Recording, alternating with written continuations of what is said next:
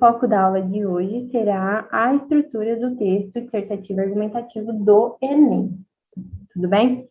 Muita gente não conhece essa estrutura e conhecendo-a é essencial para que um texto dissertativo argumentativo do Enem, a redação, saia com uma estrutura, né, bem elaborada, bem feita, para alcançar a nota necessária do candidato, certo?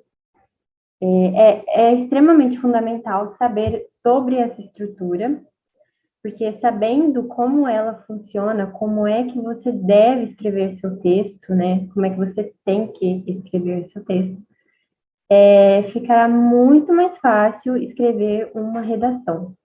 Porque sabendo, né, os elementos básicos para esse tipo de texto, você conseguirá escrever qualquer tema que for apresentado. Eu sempre digo isso para os meus alunos, que sabendo a estruturação, sabendo que o Enem prepara e quer do aluno, é fundamental. Sabendo tudo isso, qualquer tema flui, qualquer tema sai, certo? Tudo bem que conhecimento de mundo, bagagem cultural, influencia muito, mas se a estruturação estiver assim clara, é outra coisa. Então, eu vou aqui apresentar para vocês alguns objetivos dessa aula, certo? Vou aumentar aqui meu PowerPoint. E a gente vai discutir sobre isso hoje, tudo bem? Bom, como eu disse, a primeira aula nossa será sobre a estrutura do texto dissertativo argumentativo do Enem. Esse é o nome propriamente dito da redação. Muita gente não sabe, mas esse é o nome e a gente vai ver o que é isso, né? O que é o texto dissertativo argumentativo, pedido e proposto pelo Enem. Bom, os objetivos dessa aula serão, os gerais serão compreender o texto dissertativo argumentativo, saber o que é, né? Elaborar um texto dissertativo argumentativo como uma proposta de atividade no final da aula, certo? E os objetivos específicos são analisar um exemplo de texto dissertativo argumentativo, observar a estrutura do texto no vestibular e apresentar uma proposta de redação, certo? A gente pode dizer que essa estrutura no vestibular é um pouco diferente dos textos dissertativos argumentativos que nós encontramos em outras abordagens, tá? Porque o Enem exige quantidade de linhas, parágrafos, é uma redação meio livre, mas para você alcançar uma nota alta, você tem que fazer alguns requisitos, né? Infelizmente, ou felizmente, né? Porque é algo já elaborado. Muitos professores não gostam muito dessa estruturação de quantidade de linha máxima, você tem que fazer isso, você tem que escrever desse jeito, mas sabendo tudo isso, o seu texto será um texto bom que atinja a nota, certo? Então, vamos lá. Bom, para começo de conversa, o que é um texto dissertativo? O que é a dissertação, certo? O que é? Para que serve? Como que faz? Qual é a função? Bom, segundo Fiorinho Savioli, a dissertação é o tipo de texto que analisa e interpreta dados da realidade por meio de conceitos abstratos. Predominam os conceitos abstratos, isso é, a referência ao mundo real se faz através de conceitos amplos de modelos genéricos, muitas vezes abstraídos do tempo e do espaço. O que isso quer dizer? Que a dissertação é um texto que analisa o que é real, o que é fato. Os conceitos abstratos são os conceitos que existem, que estão presentes nas nossas vidas, certo? São coisas reais. E isso é pedido na redação. A gente vê que os temas são problematizados, são temas que estão presentes na sociedade brasileira, certo? E que a gente tem que observar ali que alguma coisa não está certa ou alguma coisa está muito certa. E a gente tem que dissertar sobre isso, a gente tem que falar sobre a importância de tal coisa, sobre o prejuízo de outra. Por isso se dá o nome de dissertação, porque se encontra um problema, uma problematização em algo que existe no nosso cotidiano, que são os conceitos abstratos, certo? E aí nós fazemos as referências aos modelos genéricos que estão presentes, que são também os outros problemas encontrados, tá? Muitas vezes o tema do Enem, ele é problematizado. Nunca é um tema, nunca é um termo bem, não é correto, né? Mas, assim, na maioria das vezes, o tema apresenta alguma coisa que está esquisita, né? Que a gente tem que parar para refletir e perceber que aquilo deve ser mudado. Alguém tem que fazer alguma coisa para aquilo melhorar, para que todos tenham acesso, para que todos tenham direitos, acesso à saúde, educação, cultura. Por isso, os temas são muito, muito importantes para que cause essa reflexão no aluno, certo? Além de passar no vestibular, que é o objetivo principal da redação do Enem, deve-se também problematizar sobre os conceitos encontrados na folha de proposta de redação, tá? Funciona com bastante pessoa. Algumas não conseguem identificar essas problematizações, mas, assim, muitos alunos conseguem perceber, certo? Bom, aqui é um exemplo do texto. Só um minuto, porque meu rosto está bem aqui em cima. Pronto. Vamos ler um exemplo que o Fiorinho e o Savioli colocam no texto deles, que é um livro, que eu posso mostrar, ele está ali, já já eu quero mostrar para vocês, tá? Que é a referência que eu usei para fazer esse visual. O brasileiro, nos últimos anos, tem revelado uma profunda descrença nas instituições políticas do país. Vários fatores têm decorrido para isso. Entre eles, podem-se citar a incapacidade do governo de controlar o processo inflacionário, a impunidade dos que fazem mau uso do dinheiro público e mau funcionamento dos legislativos. O que acontece aqui? Tem uma problematização. Qual que é o problema aqui? Que o brasileiro, ele tem revelado uma descrença nas instituições do país, certo? E por que ele tem revelado essa descrença? Porque o povo brasileiro percebe a incapacidade do governo de controlar alguns fatores que se resultam de modo insatisfatório à população, certo?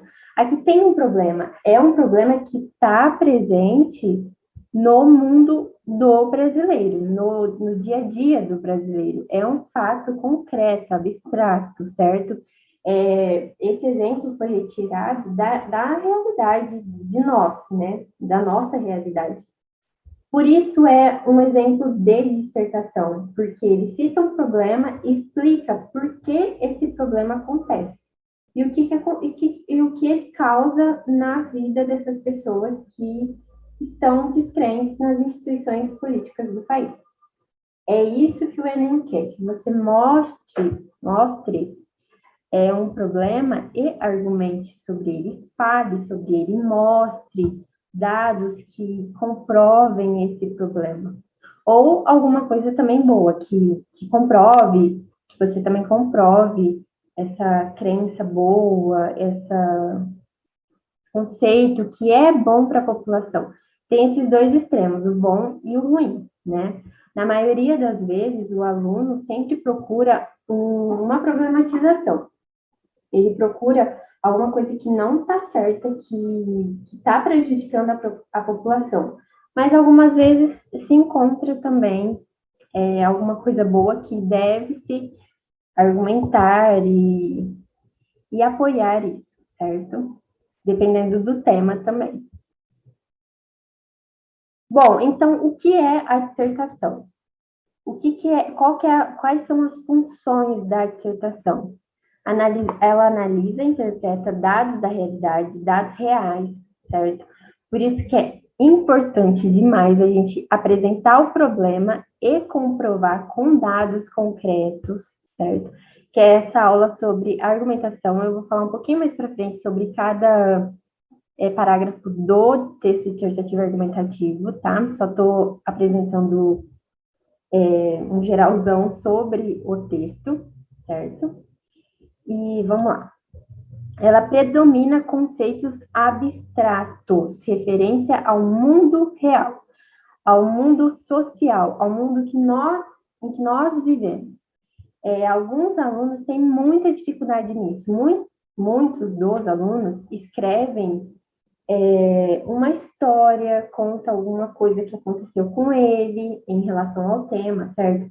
E não é isso que o Enem quer, tá? Falta muito acesso, sim, muitos alunos não têm acesso a uma aula de redação, por exemplo, e eles não sabem o que tem que fazer, tá? Por isso que alguns textos saem assim, sem essa estruturação do Enem, pedida pelo Enem.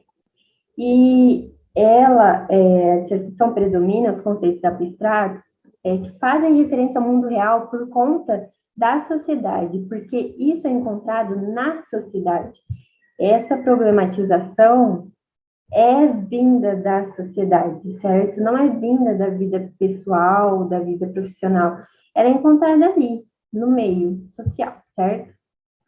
Bom, a dissertação também faz um discurso da ciência e da filosofia, referência ao mundo concreto com recursos de argumentação. Essas são aquelas citações que nós encontramos nas dissertações, certo? Que fazem referência e que têm conexão com aquele problema apresentado, tá?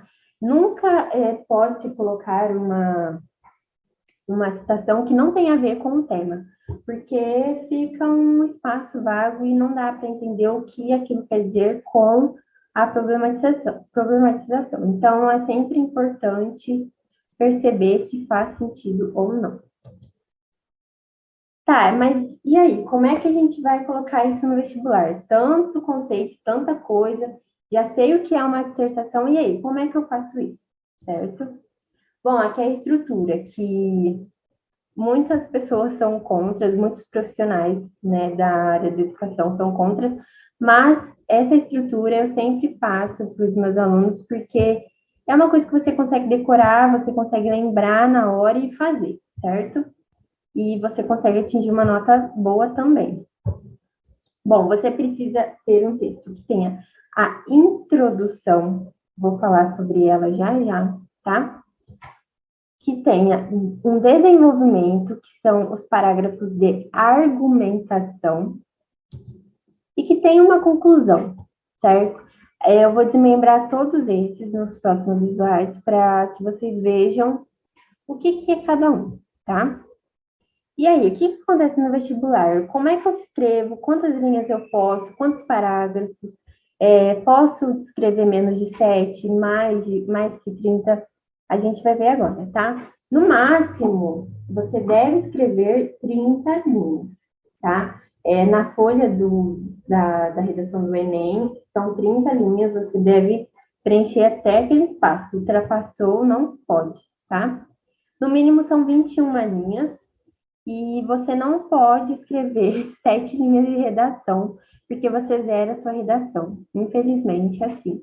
Muitas vezes a letra da pessoa também é pequena, não ocupa muito espaço, ou o que ela quer expressar já é o suficiente em poucas linhas, mas é sempre bom seguir essa diquinha aqui que eu estou passando para você, tá?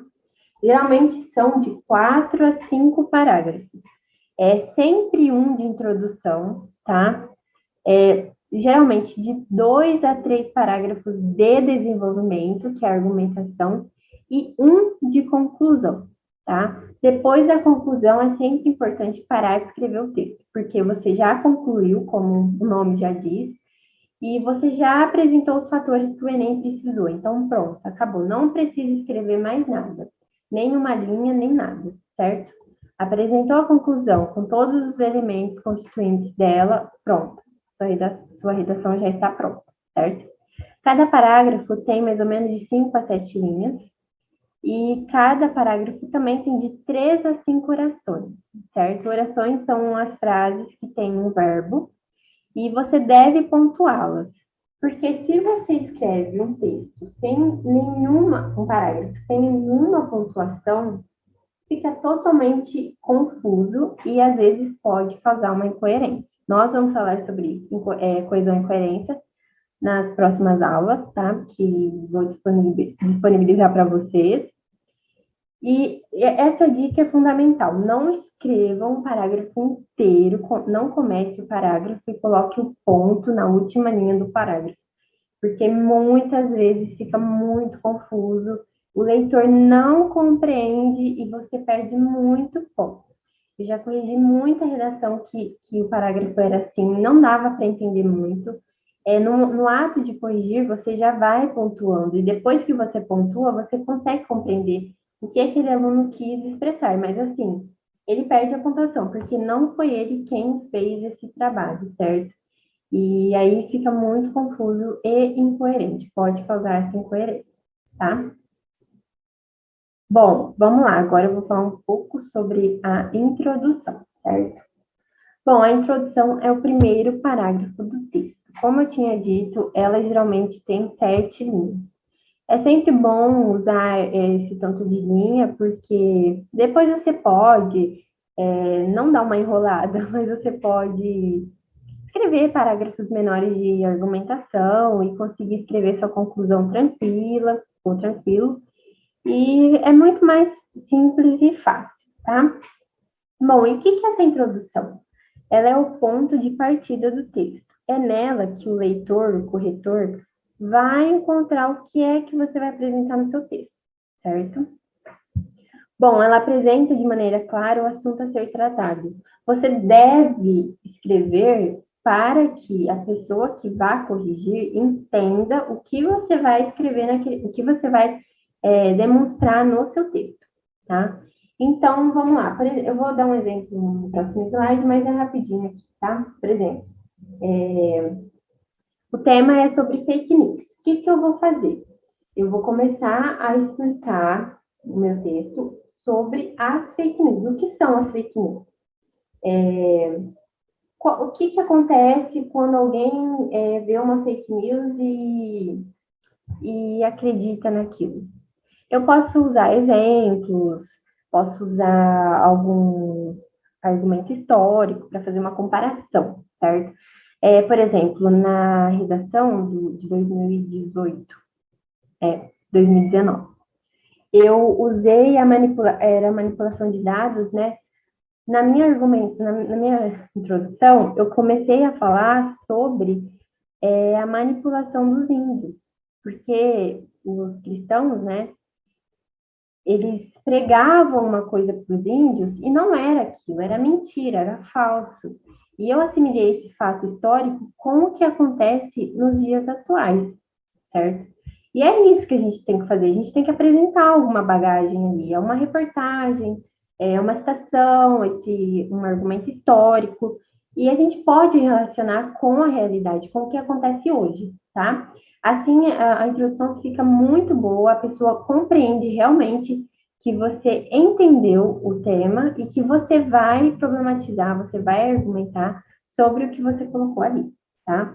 E a introdução, ela coloca a orientação ao leitor para o desenvolvimento do texto. Então, se eu vou corrigir a sua redação, por exemplo, eu leio a introdução, eu vou com certeza entender o que você vai falar nos próximos parágrafos, certo? Ela é o roteiro do texto, é lá que você encontra o que vai ser apresentado nos próximos parágrafos. Eu não digo que será apresentado na conclusão, porque vocês verão como a conclusão é construída, como ela é diferente dos outros parágrafos. Então, eu digo que a introdução, ela apresenta os parágrafos de argumentação, certo? E aí a gente vai ver como é que a conclusão funciona, tá? Porque ela é um pouquinho diferente no Enem, tá bom? E na introdução, ela apresenta a tese. O que é a tese? A tese é o assunto principal do texto. A tese é aquilo que você vai trazer, vai pensar, vai argumentar e vai desenvolver nos parágrafos de argumentação, tá? A tese é o problema. É o que é que está de errado, o que é que está de tão certo que você tem que falar sobre aquilo. Você tem que apresentar isso na introdução. É uma frase muito curta. Você vai falar por exemplo, há uma falha nas instituições públicas por conta do ensino de língua portuguesa, enfim, essa é a minha tese. E aí eu vou falar sobre isso nos próximos parágrafos, certo? Eu coloquei um exemplo aqui, vou ler com vocês, que fica muito mais fácil do que ficar só no conteúdo, né? Só na teoria, tá bom?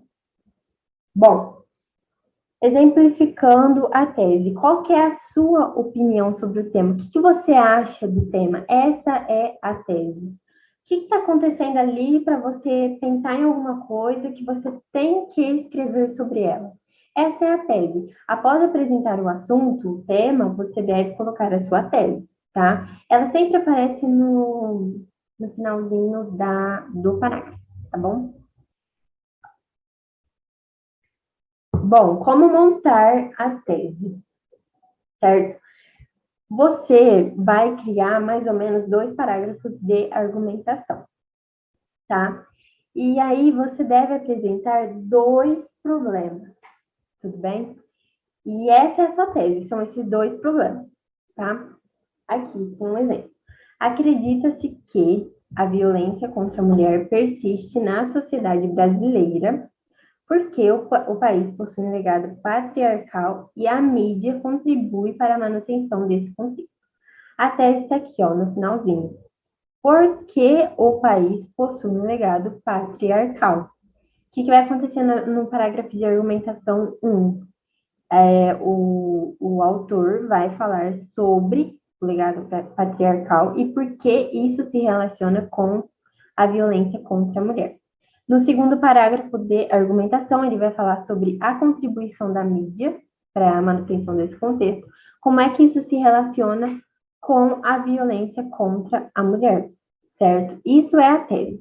É o que você vai apresentar nos próximos 2 parágrafos, que são os parágrafos de desenvolvimento do texto, de argumentação, tá? Eu coloquei aqui um exemplo que eu fiz da revolta da vacina, e eu coloquei a minha tese. Essa redação vai aparecer na aula inteira, porque eu desmembrei ela e coloquei aqui para dar como exemplo, tá? Então vamos dar uma lida rapidinho.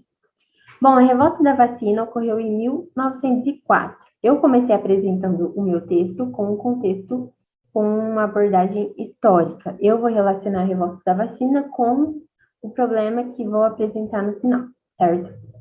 Que é o tema. A revolta da vacina ocorreu em 1904, no Rio de Janeiro, por resultado de conflitos em que a sociedade presenciava no contexto histórico. Esse fato foi marcado e vivenciado, tá errada essa palavra, perdão, por parte da população, grande parte, né, a maioria de classe baixa, que recusou a vacina destinada à prevenção de varíola por conta da reforma urbana e por falta de informação sobre a doença. Tal fato se assemelha aos dias atuais, em que muitos pais recusam a vacinar seus filhos por falta de informação ou por influência de fake news. Qual vai ser a minha tese aqui? A falta de informação, a falta de acesso que a população tem sobre as doenças, certo? E meu outro parágrafo, esse será o meu primeiro parágrafo de argumentação, e o meu segundo será sobre as fake news. Como é que as fake news influenciam tanto nesse contexto para que os pais não vacinem seus filhos, tá? Isso será a minha tese. Essa é a minha introdução. Eu apresentei o tema, apresentei sobre a, a vacina, certo? Como é que a vacina se originou e por que é que as pessoas ficavam revoltadas na época, né, por recusarem a vacinação e como é que isso se assemelha aos fatos atuais, aos dias atuais, certo? Esse é meu parágrafo de introdução. Bom, aí a gente já fez a introdução, o que a gente faz agora? A gente vai para o desenvolvimento do texto, que é a parte em que nós expressamos as nossas ideias, conceitos, informações e argumentos, certo?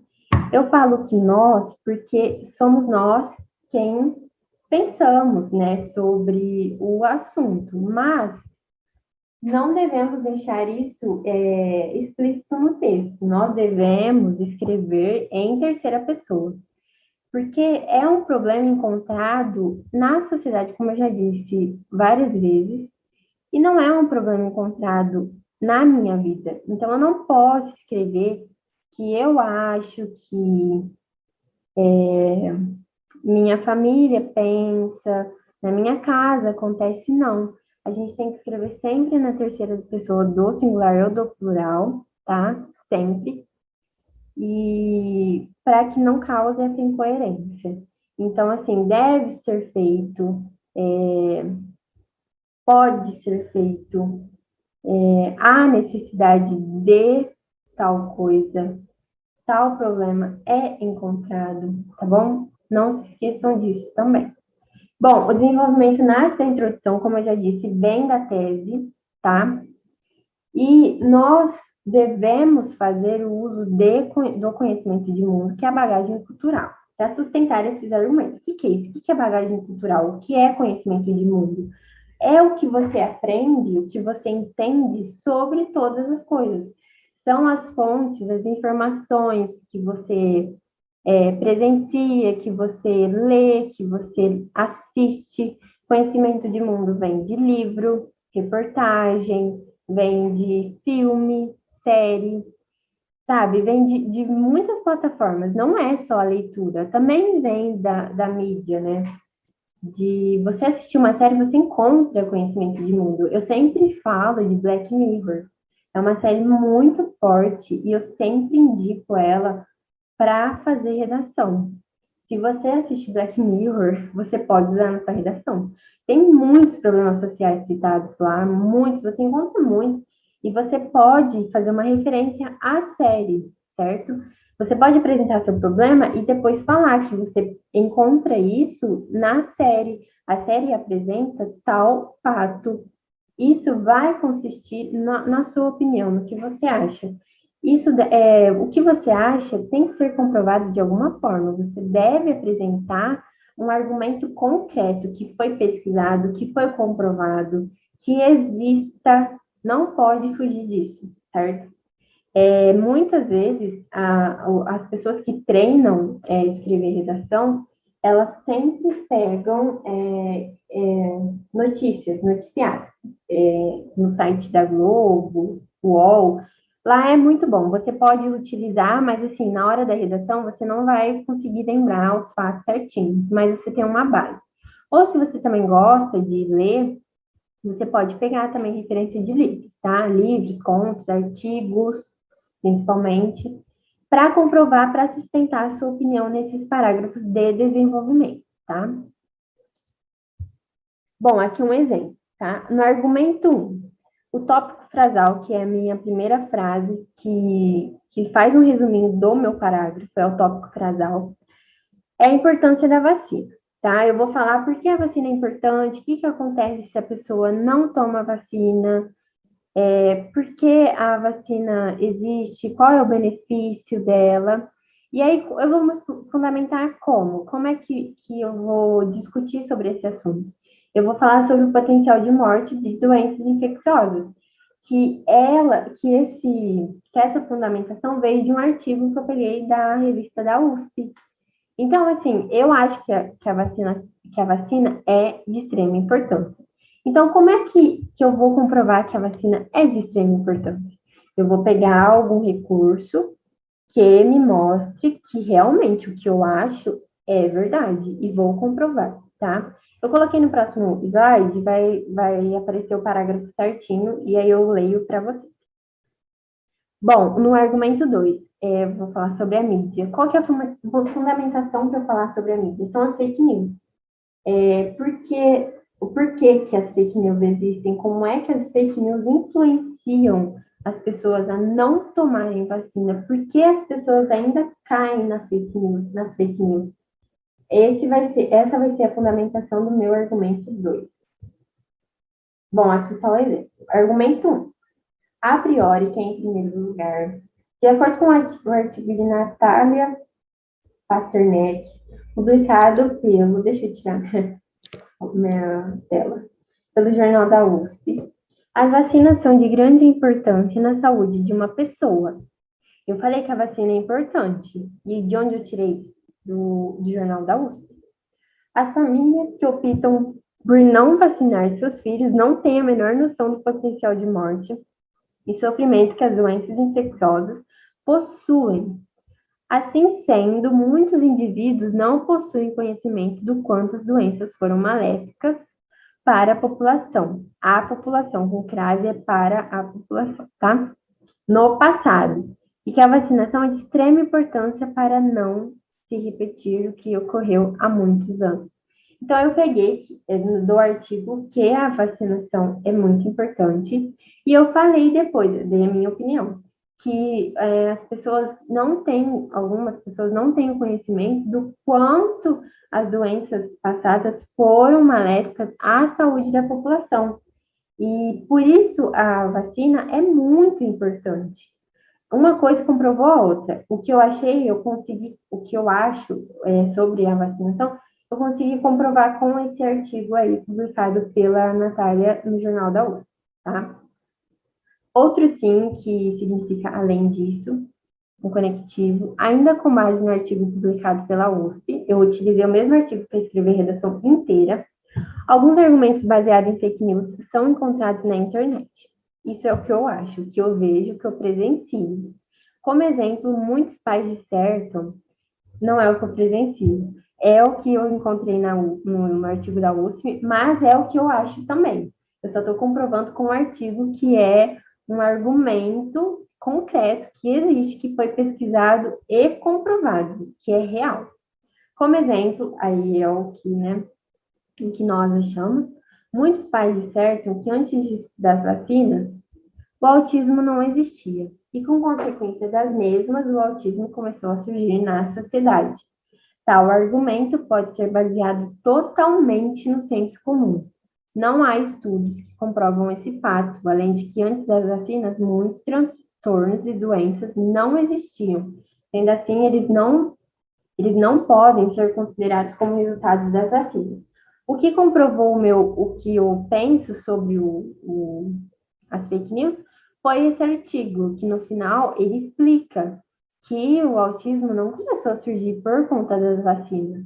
E mostra que o resultado não é esse, não é que vem outras doenças, que vem outras causas, e sim que vem um benefício para a saúde humana, certo?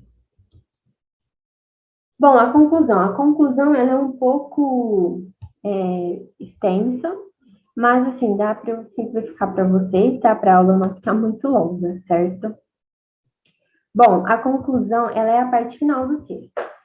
Você deve fazer um resumo forte de tudo aquilo que já foi dito. Em uma frase, você deve falar sobre o que você já disse. Como eu fiz a redação da vacina, eu posso começar o meu parágrafo falando que a vacinação é de extrema importância à saúde da população brasileira. Ponto. Esse é o meu resumão do texto. Eu só falei da importância da vacina. Então, no final, no parágrafo de conclusão, eu posso começar falando sobre a importância daquilo que eu citei. Bom, retome e condense a tese, que é sobre o que eu acabei de falar, que você retoma o que você disse e apresenta bem resumidamente, em uma linha só. Deve ter uma proposta de ação, que a gente vai ver detalhadamente, e não deve ser apresentada uma informação nova. Tudo que você tem que colocar no seu texto, coloque na introdução, argumentação.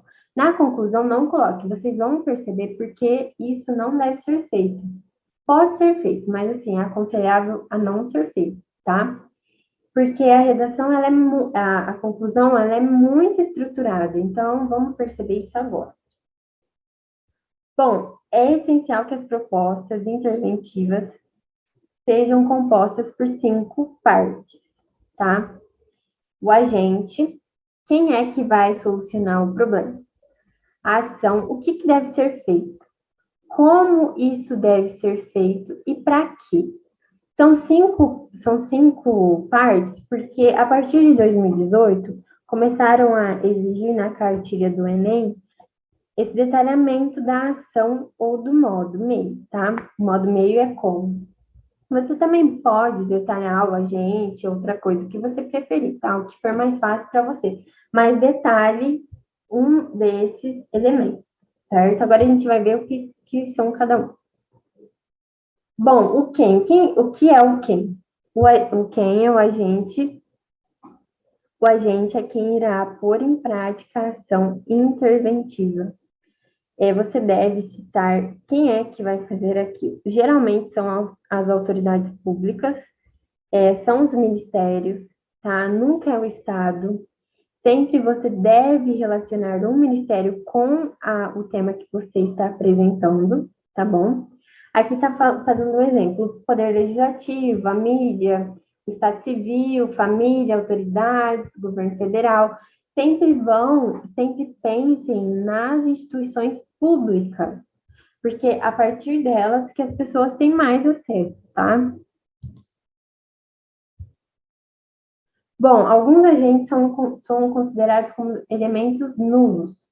Quando a gente escreve devemos fazer, alguém deve fazer, devemos refletir, a pessoa, o indivíduo, o integrante, não vai resolver o problema. A gente tem que pensar em um órgão grande, maior, superior, que faça aquilo que você está propondo, tá? Então, pense sempre em instituições públicas, tá bom? Bom, o que? O que é ação interventiva? A ação interventiva deve ser possível, realizável e ter caráter interventivo. Não é necessário que resolva por completo os problemas apresentados. Ações pouco práticas, genéricas, de teor puramente otimista ou apenas focadas em generalização são consideradas como elementos nulos, tá? Por exemplo, aqui está falando, é um exemplo muito bom, tomar consciência. Tá, eu vou tomar consciência, vai resolver alguma coisa? Pode ser que resolva para mim, mas vai resolver para a sociedade? Não. Então, a gente tem que pensar num elemento que possa ser imposto, implementado no meio social, que as pessoas vão e tenham acesso a isso, tá? Bom, eu acho que tem um exemplo. Não. Bom, o que geralmente, quando eu escrevo redação, eu coloco palestras de conhecimento. Porque a pessoa consegue ter acesso, né? E ela vai aprender, ela vai perceber, vai observar o que está sendo imposto lá e vai aprender alguma coisa, né?